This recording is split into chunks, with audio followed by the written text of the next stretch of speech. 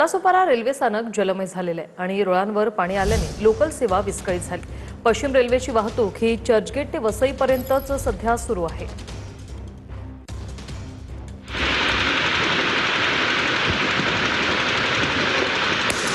वसई विरार आणि नालासोपाऱ्यात सलग चौथ्या दिवशी मुसळधार पाऊस पडतोय।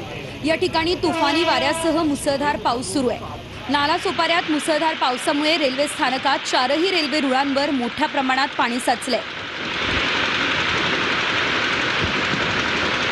रेल्वे ट्रॅक जलमय झालेत, त्यामुळे पश्चिम रेल्वेची उपनगरीय लोकल सेवा विस्कळीत झाली आहे। पश्चिम रेल्वेची वाहतूक फक्त चर्चगेट ते वसईपर्यंत सुरू आहे। प्रवाशांना मोठ्या गैरसोयीचा सामना करावा लागतोय।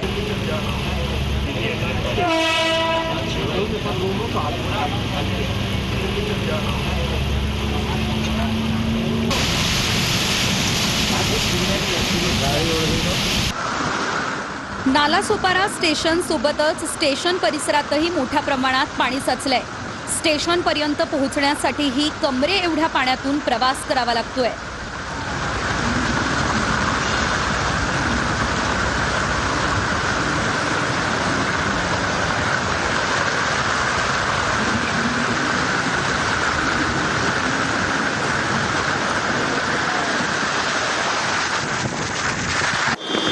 वसईमधील सातीवली भोईदा पाड्यातील रस्ते जलमय झाले। रात्रभर झालेल्या मुसळधार पावसामुळे वसईमधील भोईदा पाड्यामध्ये पाणी साचले। पाणी साचलेल्या रस्त्यावर काही ट्रक अडकलेत। काही लोक गुडघाभर पाण्यातून प्रवास करताना दिसतायत।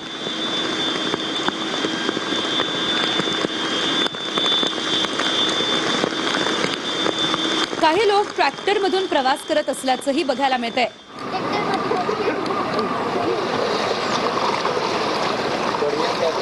काही इंडस्ट्रीज मध्ये पाणी गेलंय। रस्त्यावरील डिवायडर्सही पाण्याखाली गेलेले आहेत। मुसळधार पावसामुळे नालासोपारा पूर्वेतील आचोळे मुख्य रस्त्याला अक्षरशः नदीचं स्वरूप आलंय। नागरिकांना मोठ्या अडचणींचा सामना करावा लागत असून परिसरात जनजीवन विस्कळीत झालंय।